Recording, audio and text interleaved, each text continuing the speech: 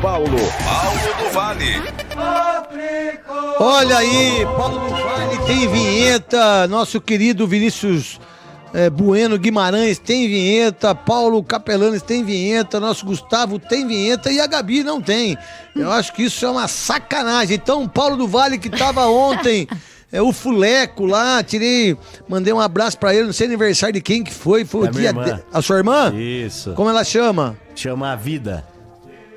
Mas todo mundo chama Vida. Mas é o nome dela, Vida. Vida? Vida. Legal. É. Então, pra Vida que a Vida do Vale? Vida Canova do Vale, né? Do Nossa, Vale que Canova. nome lindo, velho. Não, maravilhosa. Imagina ela na escola. E aí, Vida? Oi. Ela tá na faculdade agora, Eu sei que tá na faculdade. Eu sei que ela nem tem. Então, vamos falar, então. Vida, pra sua irmã Vida, que fez aniversário, as informações do São Paulo Futebol Clube, os Tricas! Aí causou. Aí causou. Então. Só nós, os Tricas, podemos falar, os Tricas, não tem jeito. Mas por enquanto o Tricas não tem nenhuma vitória, né? Desde que o apelido foi estabelecido, até aqui a média não é boa, né? Você quer arranjar uma briga com isso tudo? Não, eu só acho que... É fato, né? Ou fato, Dependendo mais alguns jogos aí, já dá pra derrubar esse apelido. Igual o Soberano. O Soberano deu um azar pro São Paulo. Quando começou a chamar de Soberano, foi o Soberano que deu desandou. azar, né? Não foi a má gestão, né?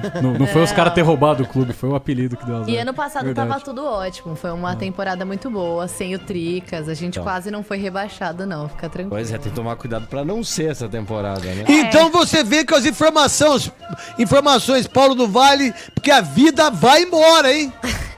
Vai embora e passa rápido. Bom, o São Paulo que voltou a contar com o Igor Gomes e o Thales Costa, recuperados da Covid-19.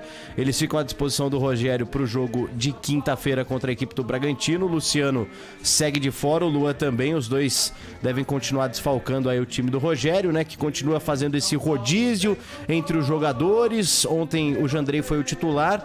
O Volpi deve retornar contra a equipe do Bragantino ainda nesse início de temporada.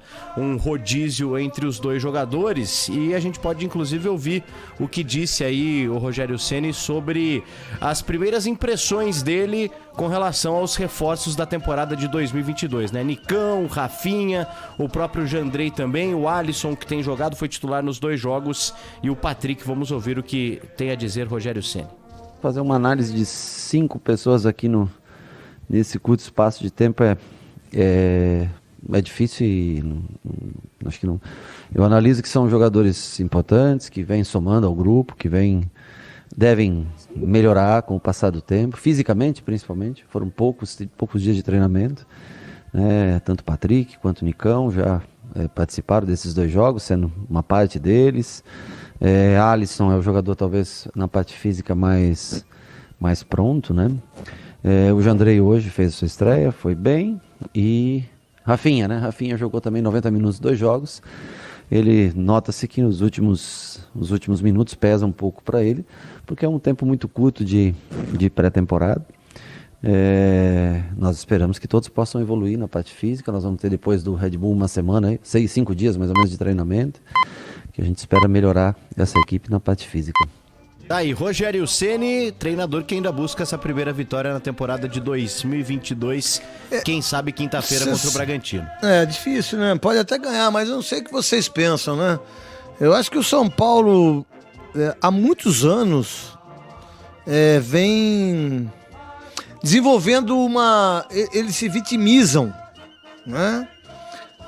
Todo mundo começa a se dar de vítima no São Paulo, sabe? Tipo, porque o Juan Fran não sei o quê, porque o Daniel Alves não sei o quê, porque o Arboleda não sei o quê, porque o Pablo não sei o quê, porque o fulano não sei o quê, o Reinaldo não é mais titular não sei o quê, aí o Rodrigo Nestor não sei o quê, o Lisieiro é craque, mas não sei... Todos, cara.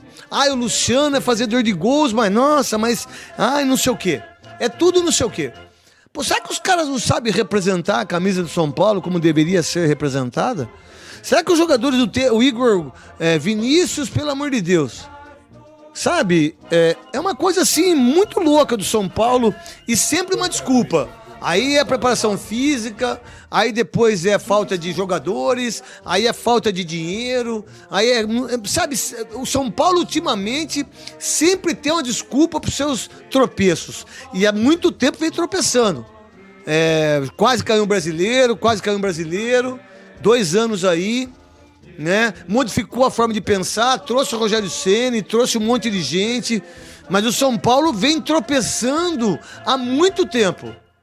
Poucos títulos, ficou o título do Paulistão, ou Paulista, como queiram, e que é muito importante, porque só tinha o de 2012, a Copa Sul-Americana, que é importante também, todos os títulos são importantes. Mas o São Paulo se apequenou tanto que os próprios jogadores que o São Paulo contrata, muitas das vezes ele não vem de peito aberto. Não, pode deixar, aqui eu tomo conta. Meu irmão, nós estamos mal aqui, mas aqui, vamos tomar conta nós. Nós jogadores que mandamos. Não, é sempre um probleminha. Eu não sei se vocês pensam assim. Sim, e até aqui no início, craque, do nosso Donos da Bola, aqui na Rádio Bandeirantes, quando a gente entrevistou o Muricy, a gente perguntou pra ele, o São Paulo acho que ainda não tinha nem conquistado o Paulista, acho que ainda não tinha, não. Não. E aí a gente perguntou pra ele o porquê desse tanto tempo de seca e do porquê o São Paulo repetiu os mesmos cenários, né, ao longo dos últimos anos, desde 2012, como você bem mencionou. E o que o Muricy disse foi, o São Paulo se acomodou com tudo que construiu, com tudo que ganhou, não continuou olhando pra frente. A gente viu e se endividou, né? E se endividou muito, além de ter os mesmos personagens, os mesmos conselheiros lá dentro há muito tempo, com as mesmas ideias, que há pouquíssimas semanas queriam fazer mudanças no estatuto que, na minha visão, configuravam era um golpe, né? Exatamente, configurava um golpe. E esse tipo de agito político é igual numa cidade, é igual numa gestão política. O mesmo acontece dentro de um clube, como é o caso do São Paulo. Então, tudo bem, você traz o Muricy, que é um profissional espetacular, o Rogério Ceni, que eu admiro muito, mas acho que precisa abrir mão de algumas insistências, de algumas ideias, e tem tudo para se tornar um grande treinador. Ainda assim, se você não tiver mudanças estruturais, não mudar as peças lá de dentro, São Paulo vai continuar no mesmo lugar. Eu diria que demoraria, assim, é claro que alguma coisa pode mudar, pode chegar um super patrocinador, enfim, alguma coisa pode mudar.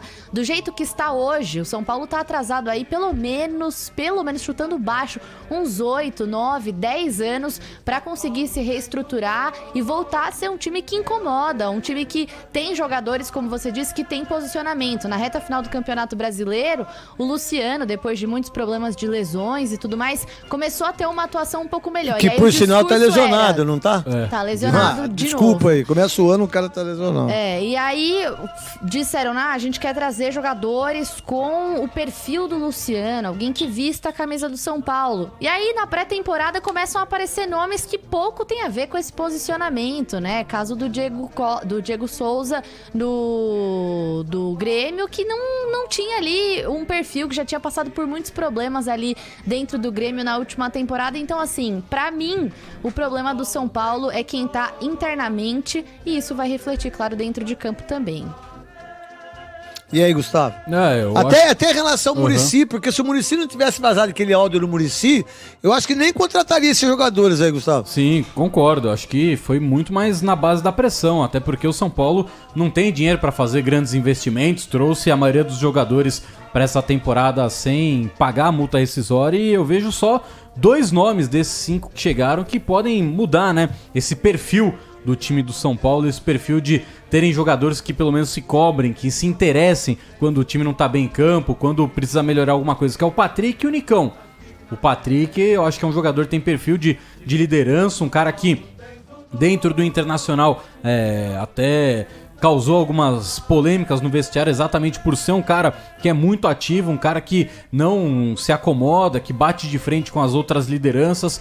O Nicão também tinha esse perfil de chamar a responsabilidade no Atlético Paranaense, só que a gente tá falando de um time emergente, no caso do Atlético Paranaense, um time que não tem a mesma pressão de torcida que o São Paulo, por tudo que o São Paulo deixou de fazer nos últimos anos, e no Atlético Paranaense ele vivia o melhor momento da história do clube.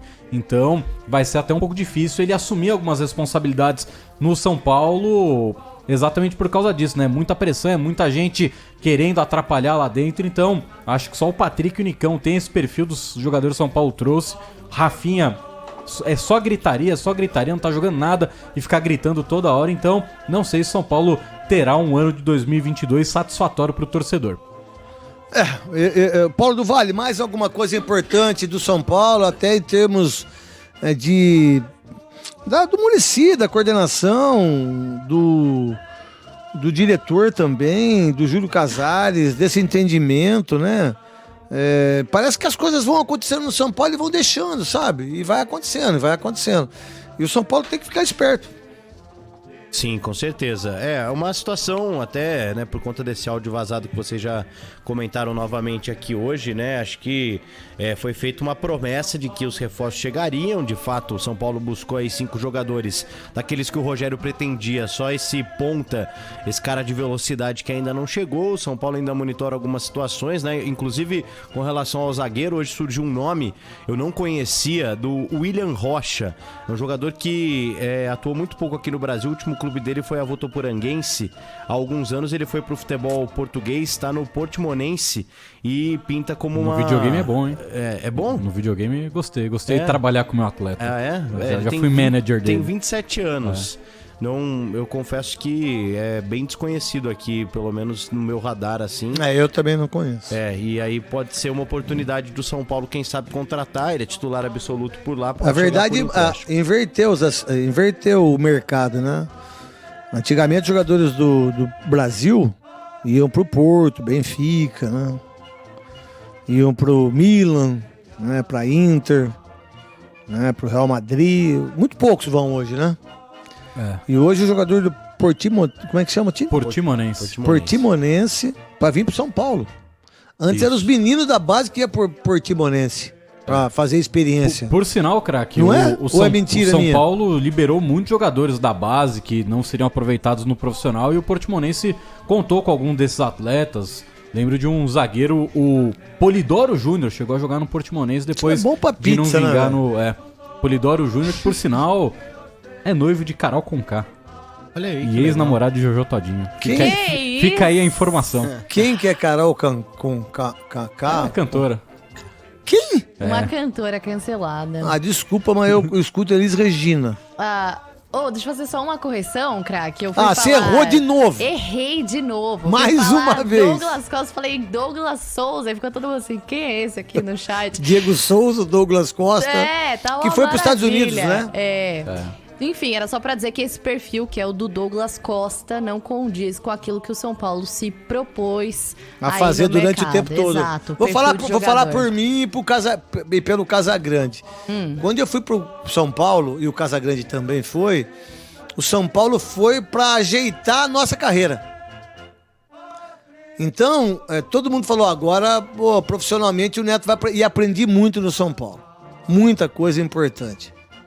O São Paulo sempre foi a referência para isso. Olha, eu fui para que eu pudesse ter uma visão profissional. E o Casagrande também. Nós dois passamos pelo São Paulo. E foi o que eu mais aprendi no São Paulo. Respeito, acreditar nas pessoas, profissionalismo, que eu não sabia muito sobre isso, porque vinha de divisões de base. E aí me tornei famoso, e aí a gente fica a perna pra caramba, não escuta ninguém. É igual o filho adolescente que acha que sabe tudo, né? E que não escuta o pai, que não escuta a mãe. E pai e mãe, meu irmão, não tem pra ninguém. O que pai e mãe falou, você pode acreditar que cedo ou mais tarde você vai se ferrar. Porque você vai falar, se eu tivesse ouvido meu pai. Se eu tivesse ouvido a minha mãe. Né? E aí o São Paulo sempre foi. Hoje, o São Paulo inverteu a situação. Eles contratam qualquer um e acham que o jogador é maior que a instituição. O que é um absurdo.